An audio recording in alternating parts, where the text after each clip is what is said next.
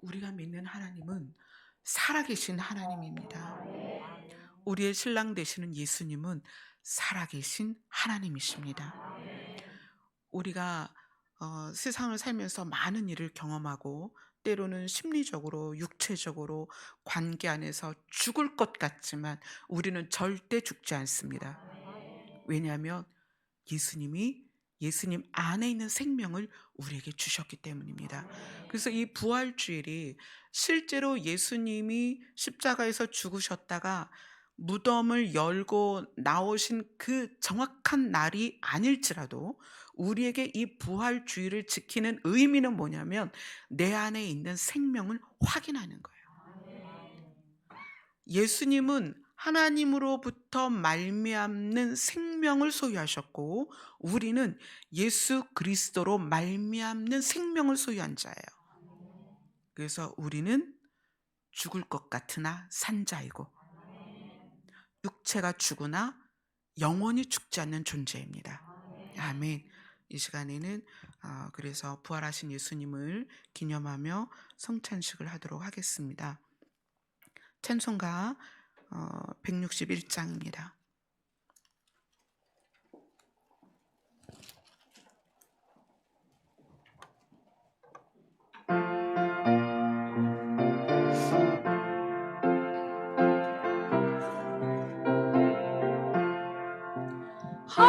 할렐루야 우리 예수 부활 승천하셨네.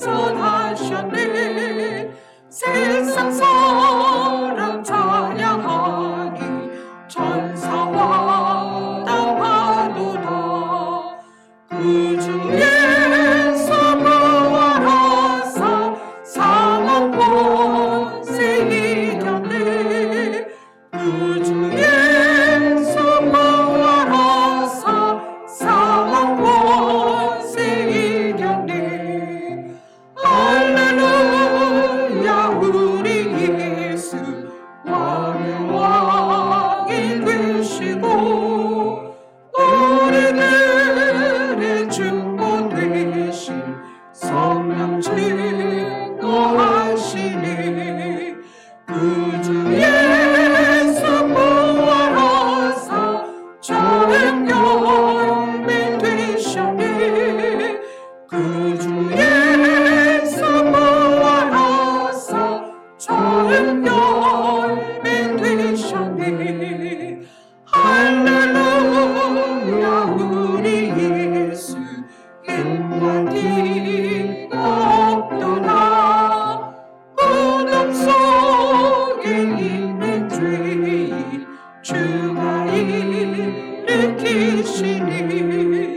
그 주에서 부활하사 영광 주로 오시네. 그 주에서 부활하사 영광 주. 할렐루야 우리 예수. 할렐루야 우리 예수 흠과 티가 없도다. 무덤 속에 있는 죄인 주가 일으키시네. 우리에서 부활하사 영광 주로 오시네. 그 주에서 부활하사 영광 주로 오시네. 아멘. 우리 성경 말씀 요한복음 6장 35절입니다.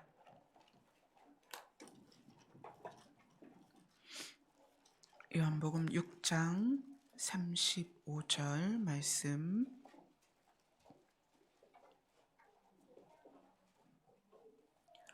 같이 읽겠습니다. 시작.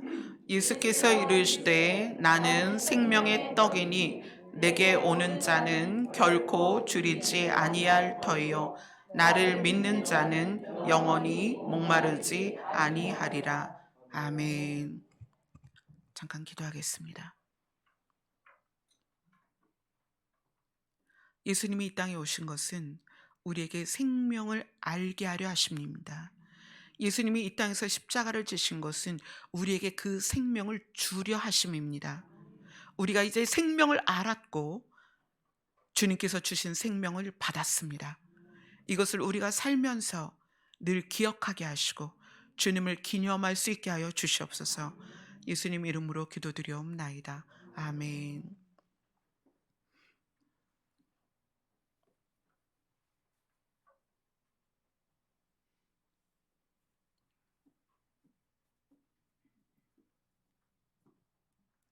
우리 다 같이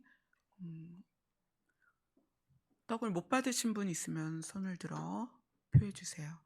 없으신가요? 네, 그러면 다 같이 오른손으로 예수님의 떡을 들겠습니다. 이것은 하늘에서 내려온 떡이니 조상들이 먹고도 죽은 것과 같지 아니하여 이 떡을 먹는 자는 영원히 살리라. 진실로 진실로 너희에게 이르노니 믿는 자는 영생을 가졌나니 내가 곧 생명의 떡이니라. 아멘. 여러분들이 든 이 떡은 예수님의 살이고 말씀입니다. 예수님의 심장 안으로 들어가도록 이것을 취하시기 바랍니다. 아멘.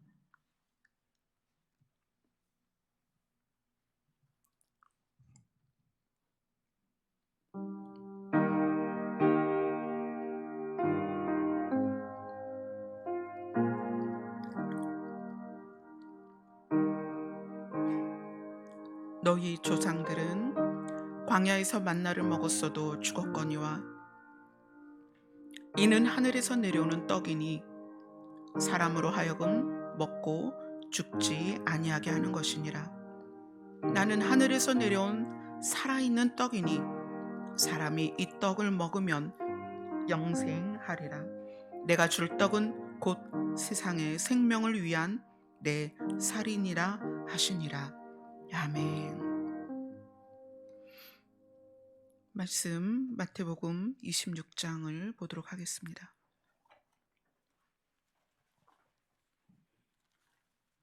마태복음 26장 27절부터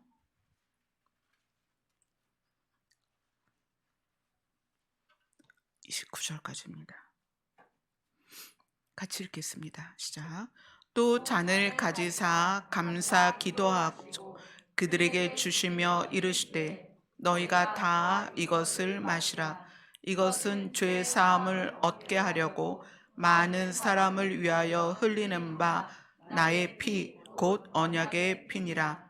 그러나 너희에게 이르노니 포도나무에서 난 것을 이제부터 내 아버지의 나라에서 새 것으로 너희와 함께 마시는 날까지 마시지 아니하리라 하시니라. 아멘.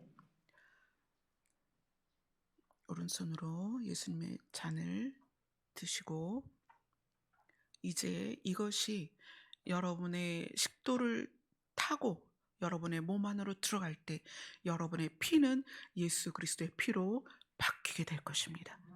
아멘.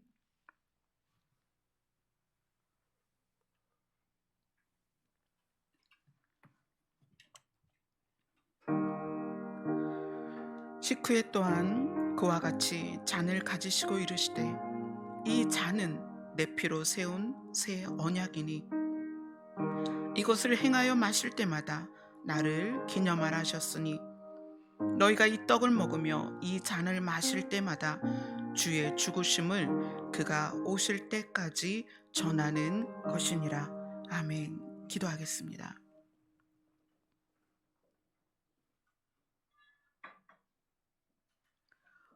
우리가 형식적으로 예수님의 살과 예수님의 피를 나누었습니다. 그러나 이것이 형식으로 그치는 것이 아니라 우리의 마음과 우리의 생각이 바뀌게 하여 주시옵소서. 예수 그리스도 안에서 새롭게 지음받게 하여 주시옵소서. 예수님 이름으로 기도드리옵나이다. 아멘.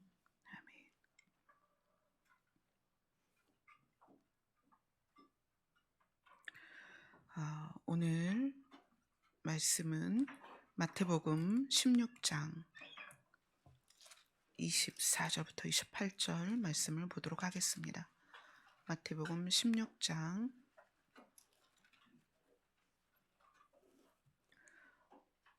24절부터 28절까지입니다. 다 같이 읽겠습니다. 시작. 이에 예수께서 제자들에게 이르시되 누구든지 나를 따라오려거든 자기를 부인하고 자기 십자가를 지고 나를 따를 것이니라. 누구든지 제 목숨을 구원하고자 하면 잃을 것이요 누구든지 나를 위하여 제 목숨을 잃으면 찾으리라. 사람이 만일 온 천하를 얻고도 제 목숨을 잃으면 무엇이 유익하리요? 사람이 무엇을 주고 제 목숨과 바꾸겠느냐? 인자가 아버지의 영광으로 그 천사들과 함께 오리니 그때에 각 사람이 행한 대로 갚으리라. 진실로 너희에게 이르노니 여기 서 있는 사람 중에 죽기 전에 인자가 그 왕권을 가지고 오는 것을 볼 자들도 있느니라. 아멘. 여러분이 교회를 다닌 횟수만큼, 여러분이 신앙생활을 한 횟수만큼 아마 이 부활주의를 지나왔을 거예요. 이번 부활주의를 기점으로 해서 여러분 안에 있는 생명이 이제 움트고 자라고 열매를 맺었으면 좋겠습니다. 부활의 능력이 이론으로가 아니라 우리의 삶에서 증명되었으면 좋겠습니다. 부활의 기쁨이 개념이 아니라 실제로 역동시켜서 나를 기쁨으로 가득한, 우리가 시편에서 말씀으로 나눴죠. 하나님께서 빛을 우리에게 뿌리시면 그 빛이 무엇으로? 기쁨으로 거두어진다. 아멘. 영생의 기쁨, 부활의 기쁨이 여러분 자신의 기쁨이 되어야 합니다. 아멘. 오늘 본문을 보면, 우리 이 본문 굉장히 오랫동안 나눴죠. 벌써 한 3개월, 4개월 됐나 봐요. 근데 이 본문 안에 굉장히 중요한 단어가 두 가지가 있어요. 그건 뭐냐면 27절에 인자가 아버지의 영광으로 그 천사들과 함께 올 것이다. 예수님이 제자들에게 죽음과 부활을 처음 거론하면서 이 죽음과 부활의 과정이 아마 제자들은 상상도 못할 거예요. 이것을 처음 말씀해 주실 때 상상도 그들이 할 수 없는 이 과정을 지나서 예수님이 죽음과 부활을 지나서 오실 때에 어떻게 오신다? 아버지의 영광으로 오실 거다. 그 이야기를 해요. 아마 제자들은 이게 무슨 말인가 했을 거예요. 그리고 예수님이 또 뭐라고 말씀하시냐면 28절에 인자가 내가 그 왕권을 가지고 오는 것을 볼 자가 있을 것이다. 예수님 자신이 죽음과 부활을 지나서 아버지의 영광과 왕권을 가지고 올 것이다. 이렇게 이야기를 해요. 예수님이 죽을 거라는 것과 부활이라는 개념도 없기 때문에 이 제자들 입장에서는 그냥 눈에 보이는 사람이니까 그들이 이제 선생이여 이렇게 말하기를 즐겨 했어요. 선생이여. 근데 그러한 눈으로 보이는 선생이 내가 아버지의 영광과 왕권을 가지고 올 것이다. 그것도 죽을 것이고 다시 살 것이고 아버지의 영광과 왕권을 가지고 올 것이다. 이렇게 얘기할 때 이 앞에서 그걸 들었던 제자들이나 다른 사람들이 그것이 도대체 무슨 말일까 했을 거예요. 근데 우리는 시간이 지나서 역사를 통틀어 보기 때문에 이것을 예수님께서 이루시겠구나 라는 기대를 하고 소망을 갖게 되는 거죠. 성경은 세 단락으로 나누어서 봐야 됩니다. 하나님께서 태초에 창조하신 이후 창조부터 예수님께서 아기 모습으로 이 땅에 오신 때까지의 기간, 그 다음에 예수님이 아기 예수로 오셔서 그 다음에 부활 승천하시고 우리의 세대까지 쭉 연결돼서 어디까지 끊어야 되냐면 예수님이 재림하실 때까지예요. 이게 두 번째 단락입니다. 우리는 이제 두 번째 단락 안에 들어있죠. 세 번째 단락은 예수님이 하나님의 영광과 왕권을 가지고 오시면서 그 이후에 영원한 세상까지 세 번째 단락이에요. 우리는 두 번째 중간 단락에서 무엇을 기다리고 있냐면 세 번째 단락의 시작인 예수 그리스도의 다시 오심이에요. 자, 그런데 이 첫 번째 단락과 두 번째 단락에 대한 이해가 없으면 아버지의 영광과 왕권을 가지고 오시는 것이 우리하고는 상관이 없어요. 예수님은 내가 아버지의 영광과 왕권을 가지고 올 것이다 말씀하셨는데 이것이 나와 상관이 있어야 합니다. 우리는 좀 중간 단락에 있는데 예수님이 왕권을 가지고 아버지의 영광으로 오시는 그것이 나와 상관이 없다면 지금 우리의 설교, 오늘의 설교가 나에게 유익이 없어요. 우리는 반드시 예수님이 아버지의 영광으로 왕권을 가지고 오시는 것과 나와 상관이 있어야 합니다. 사실 우리가 그것이 상관이 있기 때문에 예수님의 살과 피를 기념하는 것이고 예수님과 상관이 있기 때문에 예수님의 다시 오심을 기다리는 거죠. 그런데 세상을 살다 보면 많은 일들이 우리의 마음을 분주하게 하고 그 다음에 정신을 흐트려서 그것에 집중하지 못하게 해요. 가장 중요한 것은 예수 그리스도의 다시 오심인데 그것이 실제거든요. 그런데 우리는 눈에 보이는 내가 손으로 만지는 것이 실제라고 생각되어서 마음을 빼앗긴단 말이에요. 그래서 우리가 예배를 드리면서 날마다 말씀을 통해서 우리의 실제를 다시 확인하는 거예요. 우리의 실제는 뭐냐? 예수 그리스도께서 다시 오셔서 우리가 그분의 나라에서 그분과 함께 사는 게 우리의 실제입니다. 우리의 허상은 뭐냐면 눈으로 보이고 손으로 만져지는 것을 추구하는 게 우리의 허상이에요. 왜냐하면 눈으로 보이고 손으로 만져지는 것은 반드시 사라집니다. 그러나 반드시 사라지지 않고 영원한 것이 무엇이냐? 바로 예수 그리스도입니다. 오늘은 이제 이 세 단락을 이거를 더 깊이 나누려면 시간이 많이 걸려요. 그래서 이 세 단락을 이어주는 것들을 이제 좀 간결하게 나눠보려고 합니다. 자, 태초에 하나님이 천지를 창조하셔서 하나님 자기 자신이 스스로 계신 신으로서 일을 시작하세요. 그래서 맨 처음에 근원의 빛을 만드시죠. 이 근원의 빛은 해나 달에 의하여 비치는 빛이 아니에요. 해와 달과 별도 사실은 근원의 빛에 의하여 빛을 주관하게 된 것뿐이지 하나님은 가장 먼저 빛을 만드셨어요. 근데 그 빛은 생명이 있는 빛입니다. 빛이라는 것 자체가 생명이에요. 하나님께서 태초에 천지를 창조하시고 모든 것을 조성하시고 그 다음에 마지막으로 누구를 만드셨어요? 사람을 만드셨죠.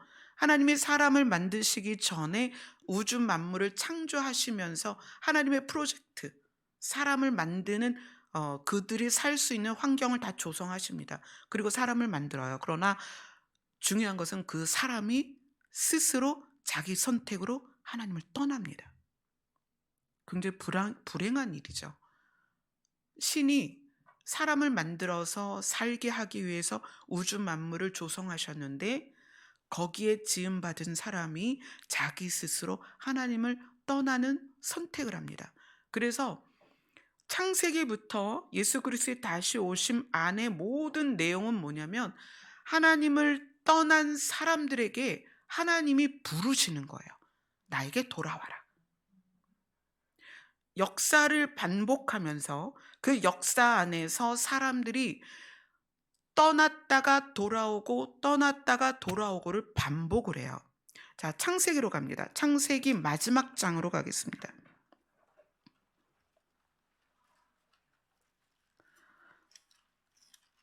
창세기 마지막 장에 보면 창세기 49장부터 볼게요.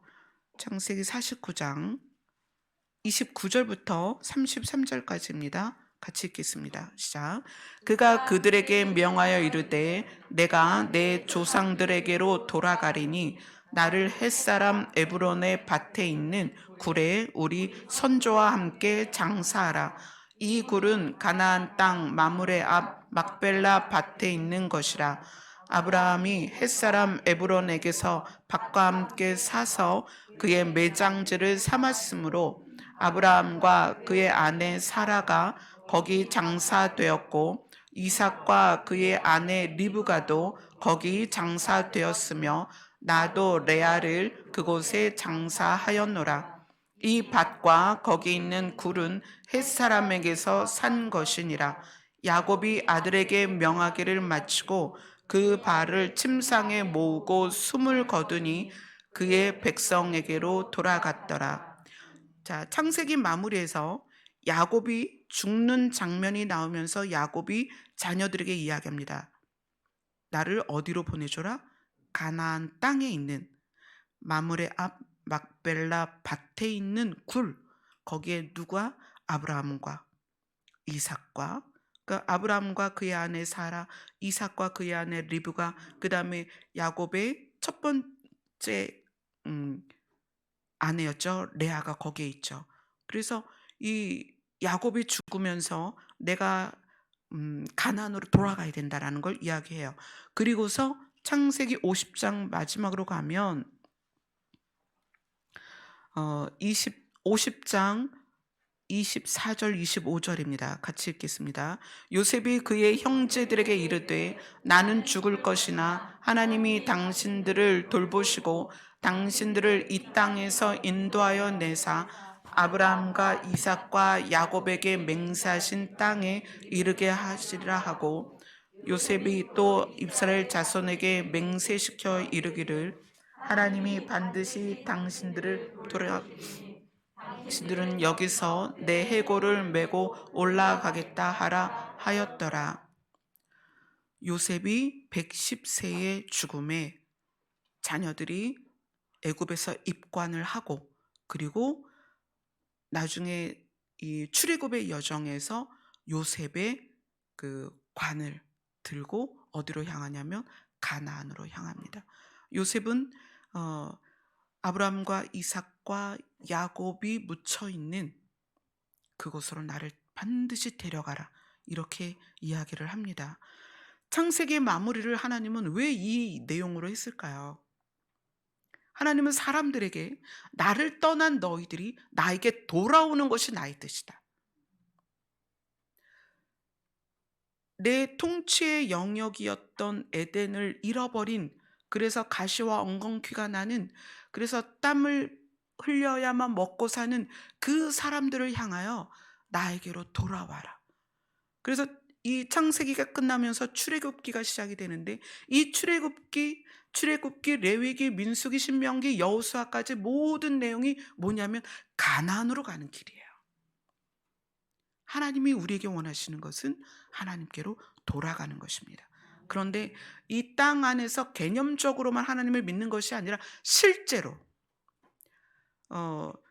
야곱이나 요셉이 실제로 자기 시신이라도 가나안으로 데려가 달라라고 말한 것처럼 우리는 실제로 그분에게 갈 것입니다. 우리의 신앙의 여정은 그곳으로 가는 과정입니다. 아멘. 자, 출애굽기는 약속의 땅 가나안으로 가는 여정이에요. 하나님은 이 출애굽기를 통해서 창세기, 출애굽기, 레위기, 민수기, 신명기, 여호수아 이 모든 과정을 통해서 하나님이 아주 중요한 걸 제시를 해요. 너희가 나에게 오는데 이 과정 안에 반드시 필요한 게 있다. 뭐냐면 죄와 상관이 없어야 된다. 그래서 뭘 주세요? 율법을 주시죠. 이런 것이 죄니까 죄를 짓지 말아야 돼. 그래야 내가 너희를 살릴 수가 있어. 내가 거룩하기 때문에 거룩하지 않으면 올 수가 없어. 그래서 율법을 주세요. 자, 창세기 50장 20절을 한번 보세요. 같이 읽겠습니다. 시작. 당신들은 나를 해하려 하였으나 하나님은 그것을 선으로 바꾸사 오늘과 같이 많은 백성의 생명을 구원하게 하시려 하셨나니. 이게 누구의 사역이었냐면 요셉의 사역이었어요.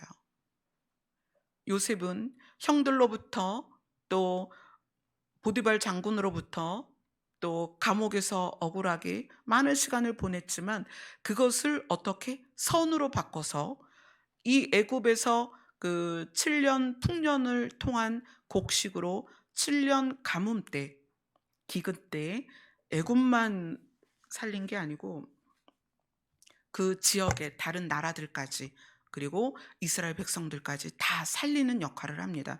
이것이 하나님이 우리를 향한 마음을 보여주시는 거예요.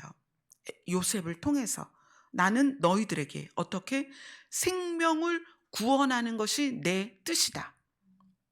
그래서 이 출애굽의 과정을 통해서 내가 너희들의 생명을 구원하고 싶은데, 그런데 너희들 안에 뭐가 바뀌어야 되냐면 마음이 바뀌어야 된다. 그래서 율법을 주신 거예요. 마음을 바꾸라고 주신 거죠. 죄를 짓지 않고 하나님께로 돌아오는 방법. 하지만 이것이 제대로 되지 않았습니다. 왜냐하면 사람들은 율법을 몸으로 지키고 마음이 바뀌지 않았어요. 그래서 하나님은 두 번째 단락을 시작하기로 계획을 하십니다. 두 번째 단락의 시작은 하나님이 사람의 몸으로 오시는 거예요.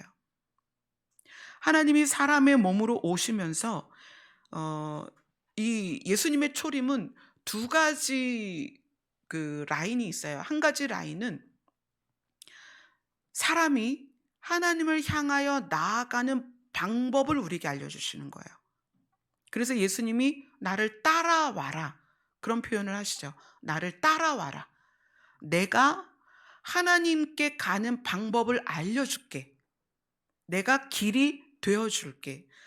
창세로부터 예수님의 초림까지 사람들은 하나님께로 가는 방법을 하나님이 죄와 분리되는 것에 대해서 말씀하셨고, 선지자를 통해서 말씀하셨고, 계시를 통해서 말씀하셨고, 역사를 통하여 말씀하셨지만 사람들이 그게 안 되는 거예요. 왜냐하면 사람들은 너무나 이기적이고 자기중심적이고 자기의 행복을 원하기 때문에 이 율법을 지키질 못하는 거예요. 왜냐하면 그 율법이 하나는 하나님을 사랑하는 거고 하나는 이웃을 사랑하는 거예요. 나를 사랑하는 우리가 이 계명을 지키기가 너무 어려운 거예요. 그러니까 두 번째 단락을 시작하시는데 하나님께서 내가 본을 보여줄게. 그래서 신이신 하나님이 이 땅으로 사람의 모습으로 내려오십니다. 그리고 예수님이 가장 먼저 성령을 받는 모습을 보여주시죠. 사역을 시작하실 때 세례를 받고 그 자리에 성령을 받으시는 모습을 우리에게 보여주십니다. 그리고 출애굽에서 그 가나안으로 가는 여정 안에 하나님이 주신 게 율법이잖아요. 그 율법이 하나님을 사랑하고 이웃을 사랑하는 거예요. 근데 그것을 사람들이 자기 사랑 때문에 그걸 이루지 못하는 걸 보고 예수님이 그것을 본을 보이십니다. 자, 로마서로 갑니다. 로마서 13장입니다.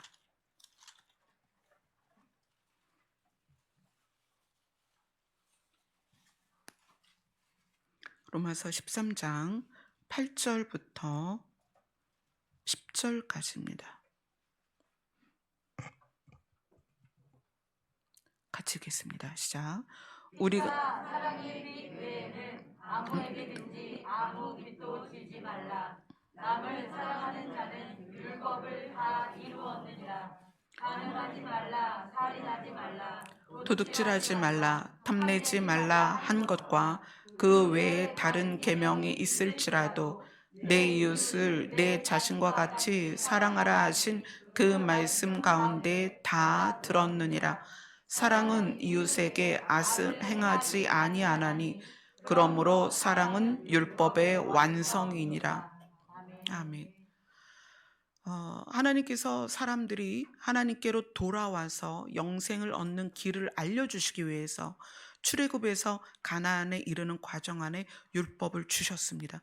그런데 자기 사랑으로 똘똘 뭉친 사람들이 하나님을 사랑하고 이웃 사랑하는 게 안 되는 거예요. 그래서 예수님이 하나님이신 예수님이 이 땅에 사람의 몸으로 오셔서 예수님의 인생을 통해서 율법을 이루는 걸 알려주시는 거예요. 본을 보이시는 거예요. 그래서 오늘 이 로마서에서는 그렇게 말하죠. 사랑은 율법의 완성이다. 하나님을 사랑하는 것과 이웃을 사랑하는 것에 대해서 금요일 날도 잠깐 말씀을 드렸는데, 하나님을 사랑한다는 것은 감정이 아니에요. 우리가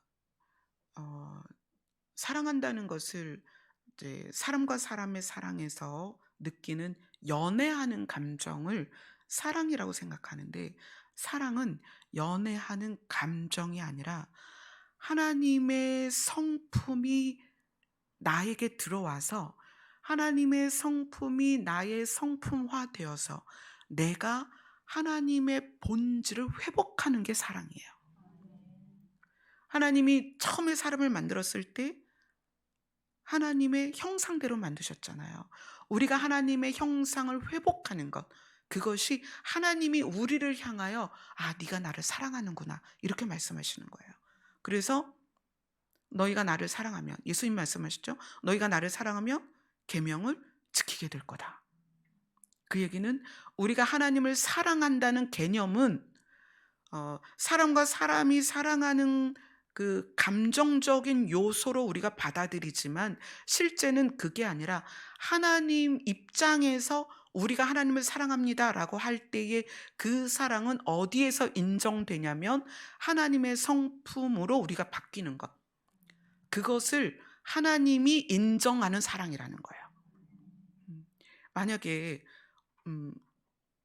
A라는 남자가 저한테 사랑을 막 고백해요. 사랑한다고 얘기를 해요. 그런데 때리고 욕하고 그러면 칼로 위협하고, 그럼 그건 사랑이 아니죠.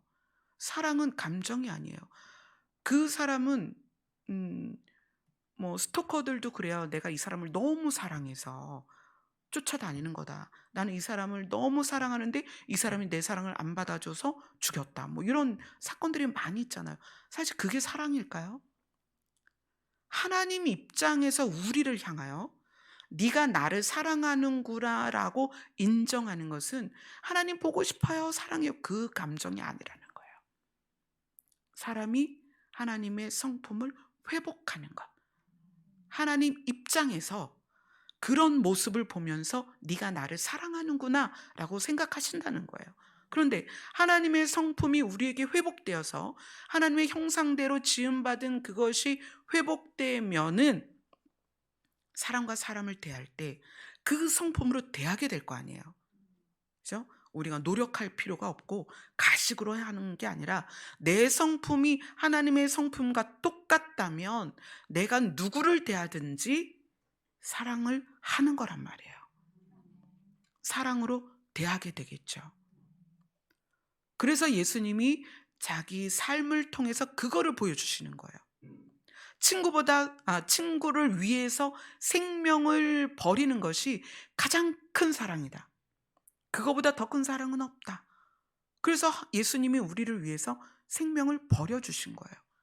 그리고 그 예수님 자신 안에 그 성품과 하나님의 본질을 우리에게 본을 보여주신 거죠. 그리고 예수님이 하나님께 가는 과정 안에서 뭘 보여줬냐면 죽음을 이기셨어요. 그것은 우리가 예수 그리스도의 생명으로 말미암아 죽음을 이길 거라는 걸 보여주시는 거예요. 여러분, 우리는 비록 흰머리가 늘어가고 주름이 늘어나고 기억은 없어지고 몸은 약해지고 질병은 늘어나고 그러지만 우리가 예수 그리스도 안에서 이제 우리는 썩지 않고 죽지 않는 몸을 받을 것입니다. 여러분, 이게 실제예요. 우리의 몸은 사실 허상입니다. 우리의 몸은 썩어져서 땅속으로 들어갈 거예요. 그러나 우리의 실제는 예수님으로 말미암아 받을 몸이 있는데 그것은 썩지 않고 죽지 않는, 시들지 않는, 병들지 않는 몸이라는 거예요. 예수님이 그걸 보여주시려고 부활하셨죠. 사망을 이기고 부활하셨습니다. 너희도 나처럼 될 거다. 내 안에 있는 생명을 너에게 줄 것인데 그 생명을 받은 자마다 나처럼 죽지 않을 것이다. 사망을 이길 것이다. 그 예표를 보여주시는 거예요. 그리고 마지막으로 우리에게 어떤 예표를 보여주시냐면 하나님의 나라에 가신 거예요. 내가 어디로 간다? 아버지 집으로 간다. 내가 이제 곧 와서 너희들을 데려갈 것이다. 이것이 두 번째 단락에서 예수님이 우리에게 봐라. 너희가 앞으로 이렇게 될 것이고 나를 따라오면 너희가 곧 아버지 나라까지 가는 길을 내가 보여줄게. 이러면서 예표로 보여주신 것이 인간이 하나님께 가는 과정, 인간이 신에게 가는 과정을 예수님이 친히 몸소 진행을 하셨다는 거예요. 그런데 이 두 번째 단락은 그것만 의미가 있는 건 아니에요. 두 번째 단락의 의미는 사실은 조금 더 커요. 단지 우리가 예수님을 따라서 하나님의 나라까지 가는 것만 의미가 있는 게 아니고 봅시다. 요한복음을 갑니다.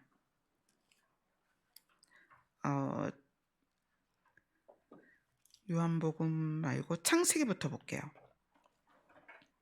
창세기 2장 7절 8절입니다. 같이 읽겠습니다. 시작. 여호와 하나님이 땅의 흙으로 사람을 지으시고 생기를 그 코에 불어 넣으시니 사람이 생명이 되니라. 여호와 하나님이 동방의 에덴에 동산을 창설하시고 그 지으신 사람을 거기 두시니라. 7절과 8절에서 반복된 단어가 있는데 이 반복된 단어가 어떤 거냐면 사람을 지으셨다. 7절에 흙으로 사람을 지으셨다. 8절에 지으신 사람. 이렇게 표현이 돼요. 누가? 하나님이 사람을 지으셨다라는 것을 7절과 8절에 이야기를 하죠. 예수님이 이 땅에 오신 이 두 번째 단락에서 정말 중요한 게 이거예요. 첫 번째 단락은 성부 하나님이 사람을 지으셨습니다. 두 번째 단락은 어디에서 나오냐면 갈라디아서로 갑니다. 갈라디아서 6장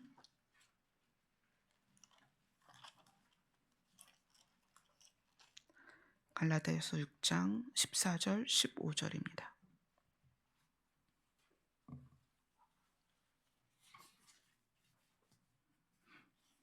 갈라디아서 6장 14절 15절 같이 읽겠습니다. 시작. 그러나 내게는 우리 주 예수 그리스도의 십자가 외에 결코 자랑할 것이 없으니 그리스도로 말미암아 세상이 나를 대하여 십자가에 못 박히고 내가 또한 세상을 대하여 그러하니라. 할래나 뭐할래나 아무것도 아니로되 오직 새로 지으심을 받는 것만이 중요하니라. 자, 여기에서도 지으심이라는 말이 나왔죠. 우리 역사의 두 번째 단락, 예수님이 초림하신 거에는 우리가 하나님께로 가는 방법을 알려주시기 위해서 예수님이 직접 사람으로서 하나님께 가는 길을 열어주셨습니다. 우리는 예수님을 따라가면 돼요. 그런데 이 두 번째 단락에서 또 중요한 게 뭐냐면 예수님이 하나님의 상속자가 되셨다는 거예요. 하나님의 상속자. 그래서 예수님 자신이 하나님으로부터 상속받은 것들과 그 조건들이 있는데 일단은 그 상속을 받기 위해서는 아들이라는 칭함을 받아야 되잖아요. 그래서 예수님이 세례 받으실 때 성령이 임하고 이는 내 사랑하는 아들이다. 또 시편에서는 오늘날 내가 너를 낳았다라는 죄송합니다.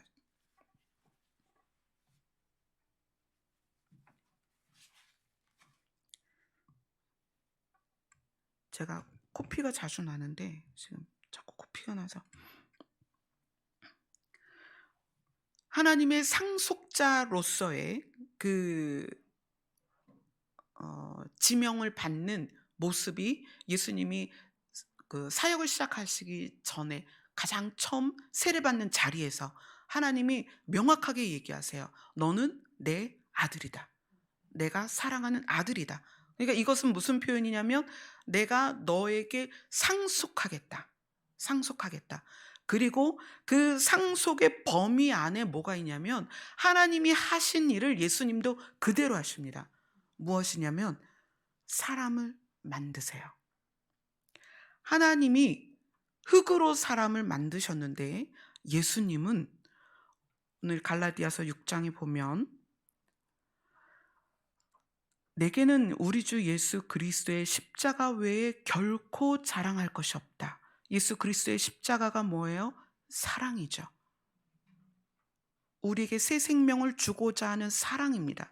그래서 할례나 무할례나 몸으로 하는 형식은 아무것도 소용이 없고 오직 우리가 새로 지음 받는 것이 중요한데 그 새로 지음 받는 방식이 뭐냐? 십자가라는 거예요.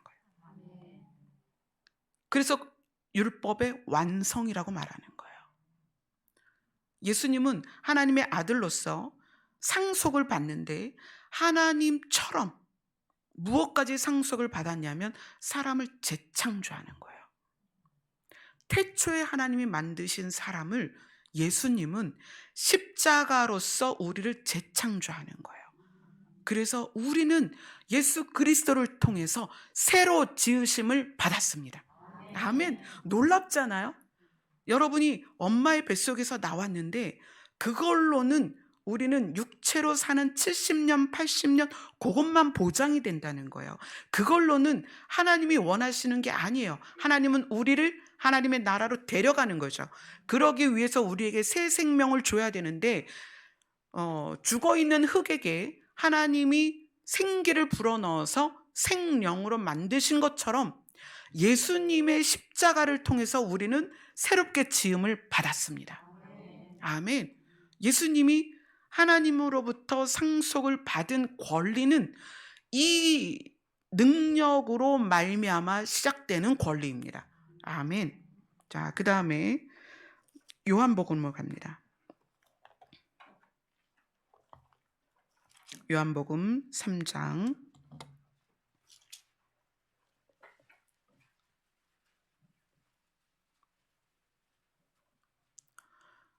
요한복음 3장 35절 36절 같이 읽겠습니다. 시작.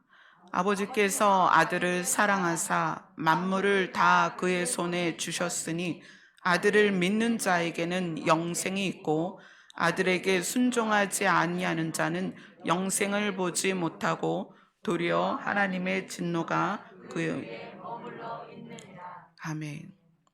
하나님께서 아들을 사랑하사 만물을 다 그의 손에 주셨습니다. 자, 하나님이 아들을 사랑하신 이유는 그 아들에게 하나님의 성품이 나타났기 때문이에요. 그것을 이 인간의 삶에서 다 드러내셨고 그렇게 살아내셨습니다. 그래서 하나님은 그 아들에게 만물을 주셨습니다. 자, 그 요한복음 5장으로 갑니다.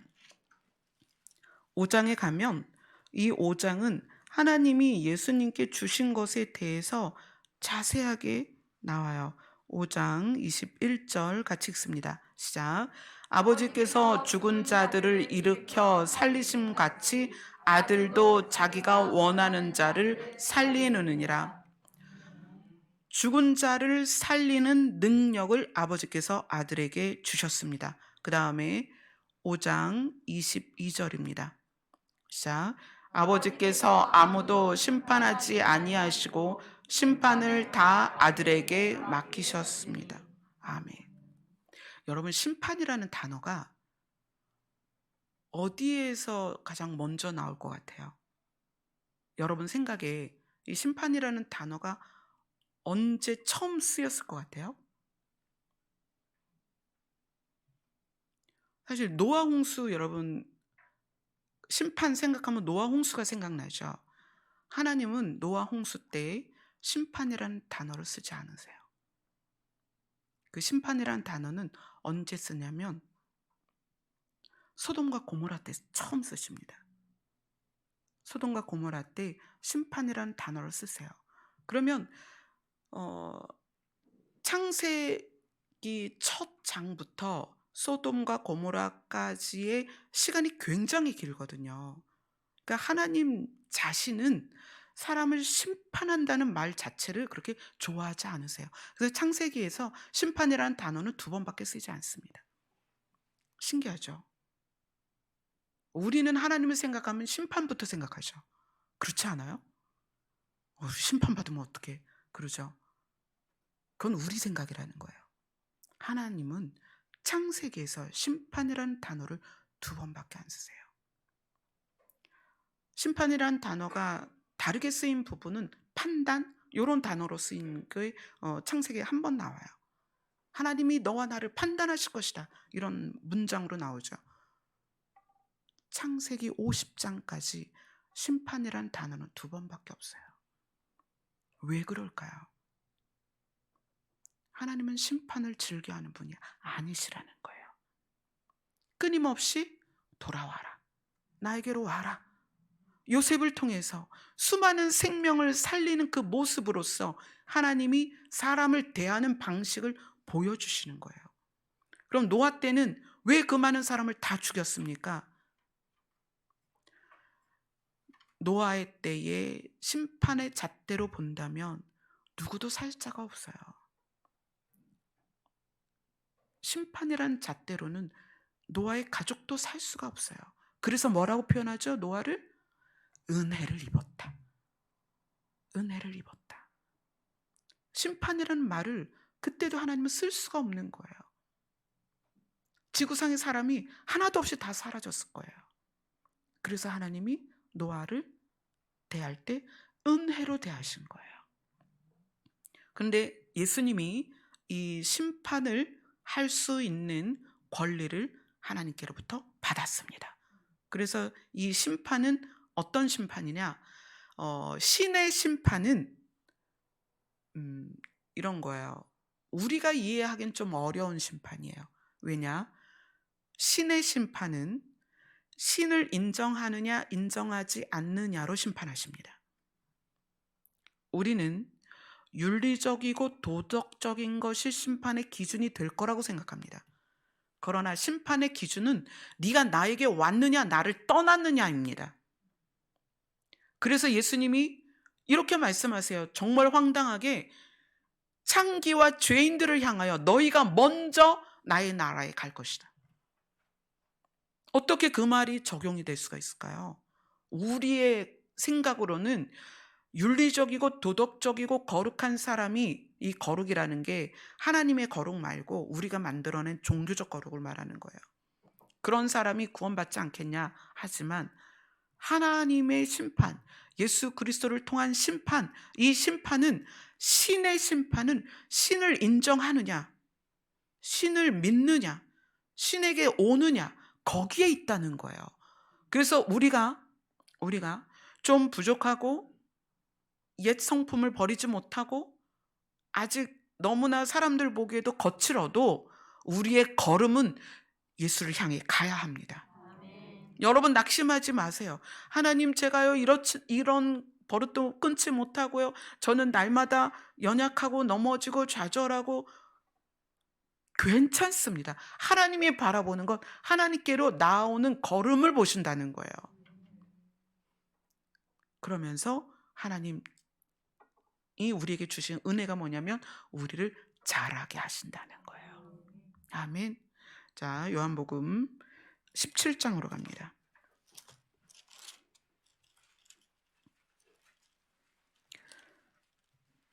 요한복음 17장 1절과 2절을 같이 3절까지 읽겠습니다. 시작. 예수께서 이 말씀을 하시고 눈을 들어 하늘을 우러러 이르시되 아버지여, 때가 이르렀사오니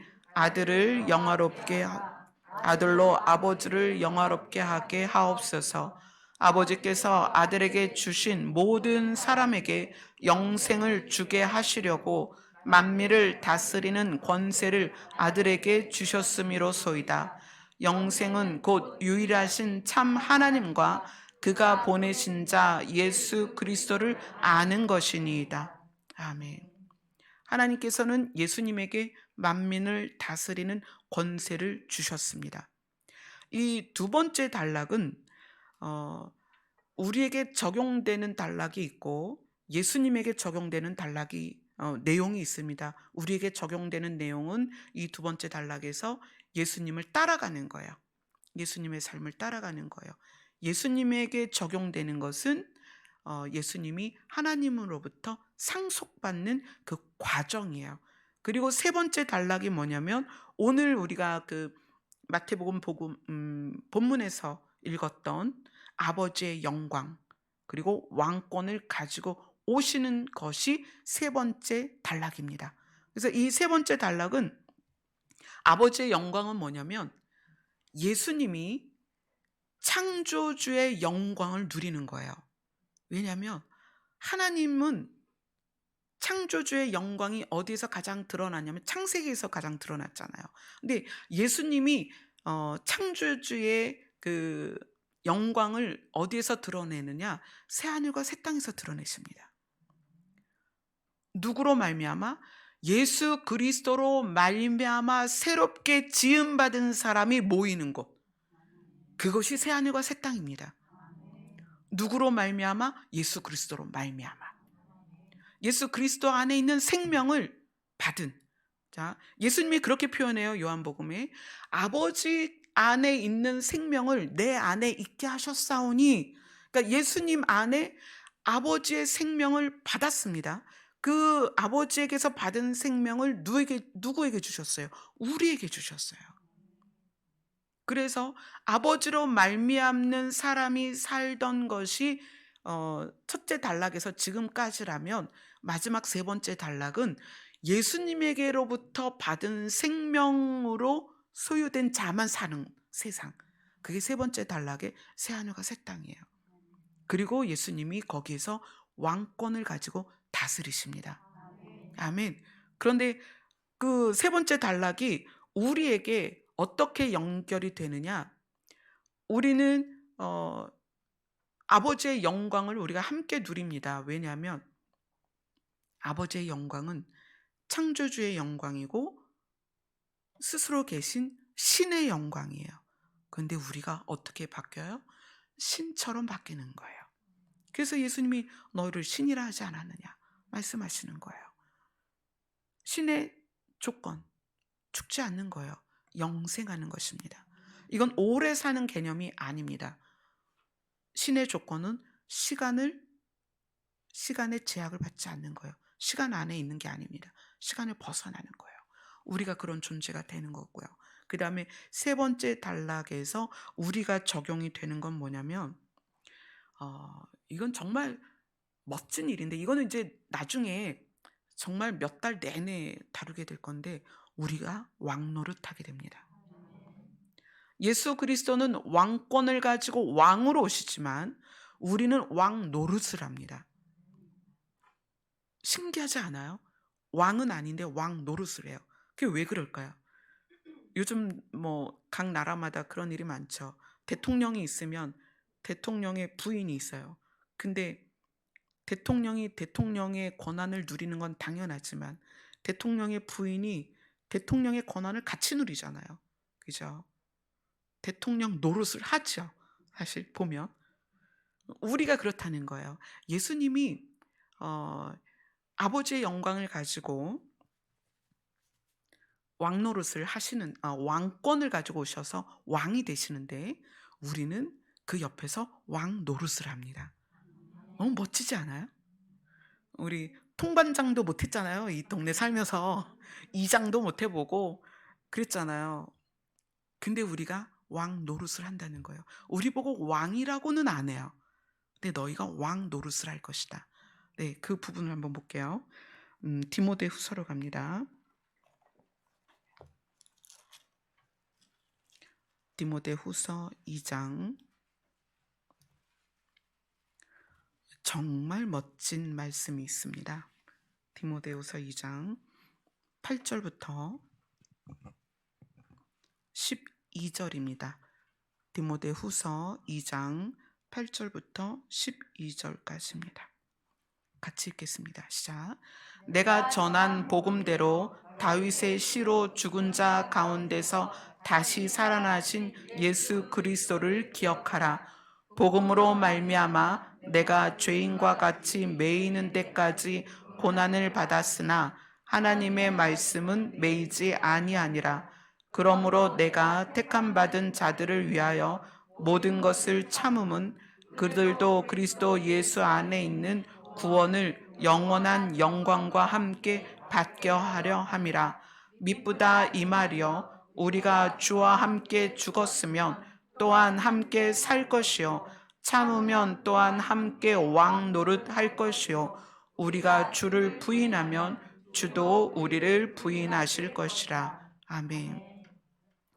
다시 살아나신 예수 그리스도를 기억해라. 우리도 다시 살게 될 것이다. 구원받을 것이다. 그 구원이 무엇을 말하냐? 영원한 영광이다. 그리고 왕노릇 할 것이다. 누구와 함께? 예수 그리스도와 함께. 아멘. 이것이 우리의 결론입니다. 여러분, 여러분의 결론 늘 궁금하죠? 우리 나이가 어릴수록 도대체 내가 어떻게 살아야 되며 내가 어느 방향으로 가며 걱정하지 마세요. 여러분의 결론은 왕노릇입니다. 아멘. 부모님들 자녀들에게 공부 못한다고 구박하지 마세요. 왕이 될 자녀들입니다. 아멘. 남편에게 돈 못 번다고 구박하지 마세요. 그 남편이 왕노릇 할 것입니다. 아멘. 여러분의 아내들이 살림 좀 못하고 뭐 부족해요? 걱정하지 마세요. 여러분의 아내들이 왕노릇 할 것입니다. 여러분의 부모가 물려준 거 없어요? 걱정하지 마세요. 여러분의 부모가 왕노릇 할 것입니다. 아멘. 우리 모두가 예수님과 함께 새하늘과 새 땅에서 왕노릇 할 것입니다. 너무 멋지지 않아요? 사실 그거를 엑서사이즈를 언제 하냐면 천년왕국에서 합니다. 천년왕국에서 그래서 10골 다스릴 권세, 5골 다스릴 권세를 주신다고 말씀하시죠. 10골 다스릴 권세와 5골 다스릴 권세를 가지고 옛날에 이제 분봉왕 이런 게 있었죠. 그런 것처럼 하다가 새하늘과 새 땅에 가면 우리는 예수님과 함께 왕노릇하게 될 것입니다. 정말 멋져죠. 우리의 신앙의 결론은 너무 아름다워요. 우리 믿음의 결론은 소망입니다. 그래서 여러분들이 이 지금 바울이 디모데에게 편지를 쓰면서 내가 복음 때문에 고난을 많이 받지만 걱정하지 마. 우리는 구원받아서 영원한 영광과 함께 왕노릇할 거야. 아멘. 디모데에게 소망을 주는 거예요, 바울이. 그래서 저도 여러분에게 그 소망을 드리고 싶습니다. 그런데 이 비밀을 깨달으면 우리가 삶을 사는 데 있어서 하나님의 성품으로 사는 게 훨씬 더 쉬워져요. 비밀을 아는 자는 나의 결론을 알기 때문에 사소한 것에 목숨 걸지 않습니다. 여러분의 목숨은, 여러분의 생명은 왕노릇하는 생명입니다. 찌깐하게 무슨 돈 몇 푼에 뭐 먹을 거, 뭐 차, 뭐 집 이런 걸로 여러분의 명예를 손상시키지 마세요. 그런 거 별거 아니에요. 여러분 누구예요? 왕노릇할 사람들입니다. 아멘. 이것이 여러분의 마음 안에 깊이 새겨지면 이 땅에서의 걸음이 훨씬 더 쉬워집니다. 더 강력해집니다. 근데 그 강력이 어디까지 가냐면 사망 권세를 이깁니다. 아멘. 우리에게 있는 생명은 사망 권세를 이기는 생명이라는 거예요. 아멘. 오늘 예배 드린 우리 모두, 그리고 방송으로 예배를 드린 우리 모두가 이 소망을 붙들고, 물론 이제 앞으로 세상 사는 건 더 힘들어지겠죠. 별의별 일이 많습니다. 정말 많은 일들이 지구상에 일어나고 있어요. 어디에서는 이만한 우박이 떨어지는데 자동차 유리가 다 깨지고요. 그 썬루프 그게 박살이 나서 안으로 그 우박이 떨어질 정도로 지금 그 펭귄하고 북극곰들이 다 이사를 가고 있어요. 얼음이 없어 가지고. 시뮬레이션으로 북극과 남극의 그 얼음이 녹았을 때 해수면 상승 그걸 보여주는데 우리나라는 이제 그나마 산지가 많다 보니까 그 잠기는 부분이 그나마 그래도 덜해요. 근데 평지 위주의 나라들은 거의 잠겨요. 나라 하나가 사라지고 그래요. 근데 우리는 지금 그때로 가고 있습니다. 그러나 그것에 대하여 두려워하지 않아도 됩니다. 재은아, 재은이가 왕노릇할 거야. 신나지 않니? 응? 옆에서 오빠가 막 입을 가리고 웃고 있어요. 하준이도 마찬가지야. 우리 모두가 그런 존재입니다. 예수님이 그래서 자기의 살과 피를 우리에게 나눠주신 거예요. 예수님의 생명을 주려고.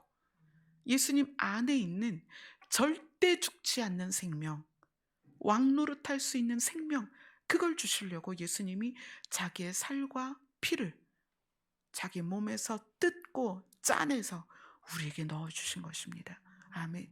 이것이 여러분에게 매일매일의 소망이 되셨으면 좋겠습니다. 아멘. 기도하겠습니다.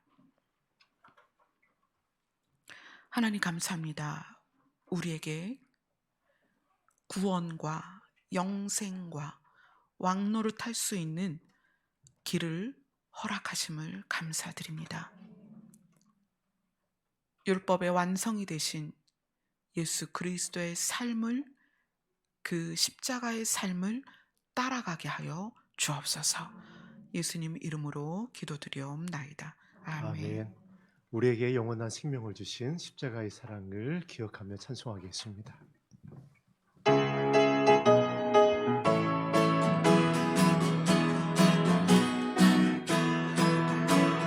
생명의 주여 멸류관 받으시옵소서. 날 위해 쓰신 바시관 나의 생명의 주여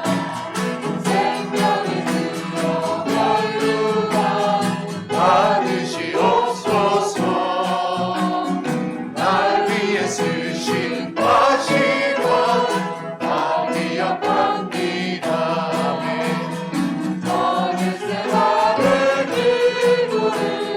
늘 기억하게 하시고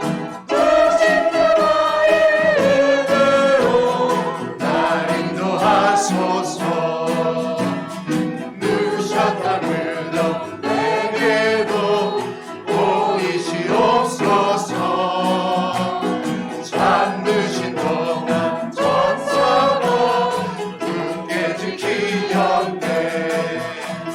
적에세 밤의 기도를 늘 기억하게 하시고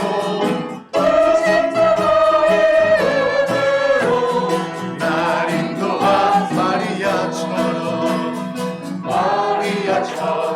새벽에 주께로 갑니다. 빈 무덤 내게 보이사 날 가르치소서.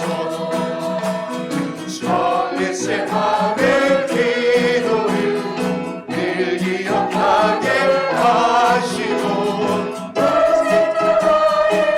그대로 날 인도하소. 고난의 잔을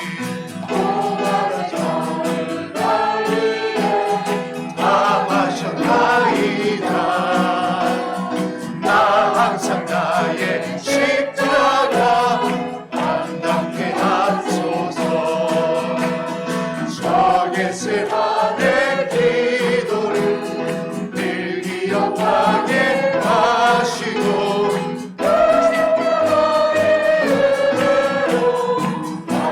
고난의 잔을 날 위해 다 마셨나이다.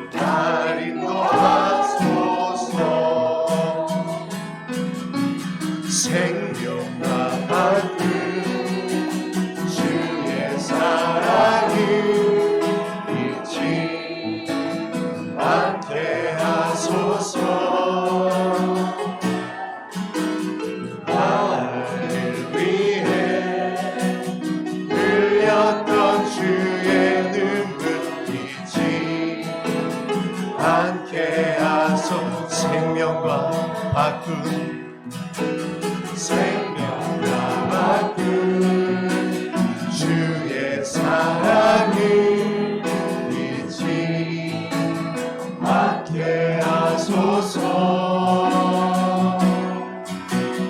나를 위해 흘렸던 주의 눈물 잊지 않게 하소서.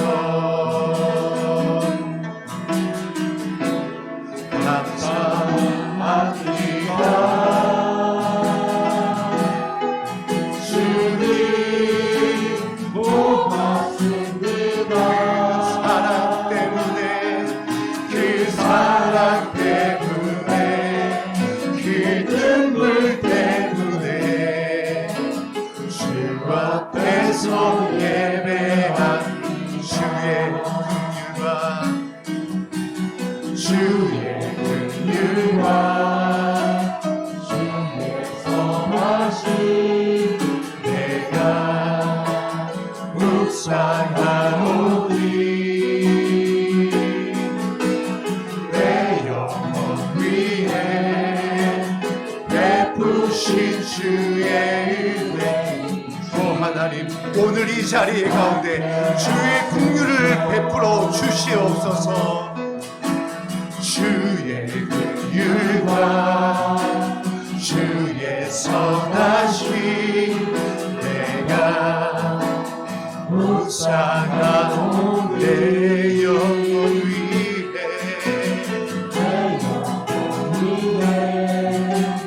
베푸신 주의 은혜이지 않게 하소서. 감사합니다. 주님 고맙습니다. 그 사랑 때문에 그 눈물 때문에 주 앞에서 희망과 뜻과 힘을 다하여 고백합니다. 감사합니다. 감사합니다. 다시 오실 주님 고맙습니다.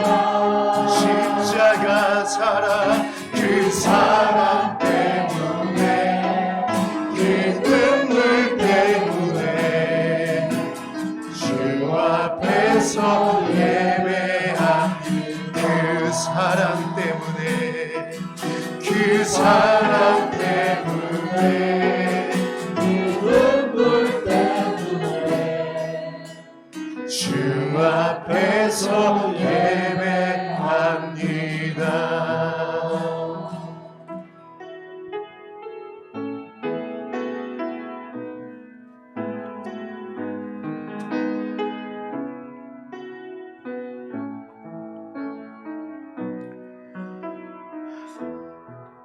예수님의 생명이 우리 안에 들어와서 죽을 수밖에 없는 우리의 생명이 이제 바뀌었습니다.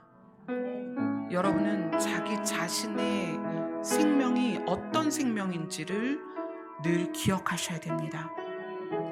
우리의 결론은 하나님의 나라입니다.